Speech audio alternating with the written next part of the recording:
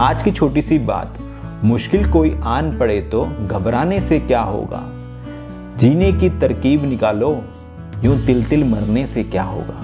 नमस्कार दोस्तों, मैं आपका दोस्त अवधि शुन्याल आपका स्वागत करता हूं हमारे YouTube चैनल छोटी सी बात पर। दोस्तों, आप लोगों का ढेर सारा प्यार हमें सब्सक्राइब, लाइक और शेयर के माध्यम से मिल रहा है, जिसके लिए हम आपको धन्यवाद कहना चाहते हैं। और दोस्तों, इसी तरह से आप अपना प्यार बरसाते रहिएगा हम पर।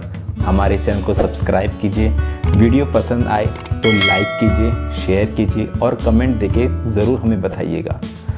और दोस्तों, यदि आपके पास कोई मोटिवेशनल स्टोरी है जो आप हमारे द्वारा सभी लोगों तक पहुंचाना चाहते हैं तो कृपया हमें DM करें। दोस्तों, आज की कहानी हमारे जीवन के हर दिन की परेशानी से रिलेटेड है। तो यदि आपको लगता है कि आपके जीवन में भी बहुत ज़्यादा परेशानी है तो आप ये कहानी अंत तक ज़रूर देखिएगा, क्योंकि इसी से हमें अपनी सभी परेशानियों का समाधान मिलेगा। तो दोस्तों, बिना कोई समय गवाए हमारी कहानी को शुरू करते हैं। एक गांव में एक किसान होता है जो अपने जीवन में बहुत परेशान होता है। उसे हर दिन हर जगह सिर्फ और सिर्फ परेशानियां ही नज़र आती हैं। अगर कभी बारिश हो जाए तो वो परेशान हो जाता, कभी धूप निकल जाए तो वो परेशान हो जाता, घर पे बीवी से झगड़ा हो तो परेशान हो जाता, बच्चों की चिंता में परेशान रहता था, अपने सभी खेती के काम से वो काफ़ी बार परेशान रहता, फसल के सही दाम ना मिले तो वो परेशान रहता, अपने अड़ोस पड़ोस से झगड़ा हो जाए तो वो परेशान रहता, और इसी तरह से हर छोटी मोटी चीज़ों से वो परेशान रहता। वो हर चीज़ को कुछ ज़्यादा ही सोचता और परेशान हो जाता और सोचता कि मेरे जीवन में सिर्फ परेशानी ही लिखी हुई है।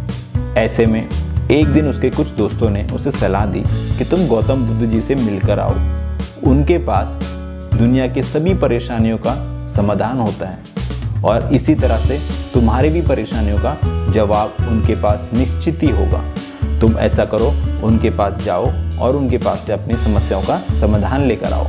वह किसान अपने दोस्तों की गुजारिश पर गौतम बुद्ध जी से मिलने चला जाता है, और जब उस किसान की गौतम बुद्ध जी से मुलाकात होती है तो वो अपनी एक एक कर सभी परेशानियां गौतम बुद्ध जी को सुनाता है। वह अपने बीवी बच्चों से रिलेटेड, अपने कारोबार से रिलेटेड, अपने गांव वालों से रिलेटेड एक एक करके सभी परेशानियां गौतम बुद्ध जी को कह सुनाता है। गौतम बुद्ध जी भी उसकी सभी परेशानियां बड़े गौर से सुनते हैं, लेकिन कोई जवाब नहीं देते और बस चुपचाप रहते हैं। इस पर भी वह किसान बहुत परेशान हो जाता है और नाराज़गी में गौतम बुद्ध जी से कहता है कि महाराज, मैं इतने देर से आपको अपनी परेशानी को बखान किए जा रहा हूँ, पर फिर भी आपने मौन धारण रखा है और आप मेरी समस्या का कोई जवाब ही नहीं दे रहे। ऐसा क्यों? तब गौतम बुद्ध उस किसान से कहते हैं कि मैं बोलूं भी तो क्या, तुम्हारी समस्याओं का मेरे पास कोई समाधान नहीं है।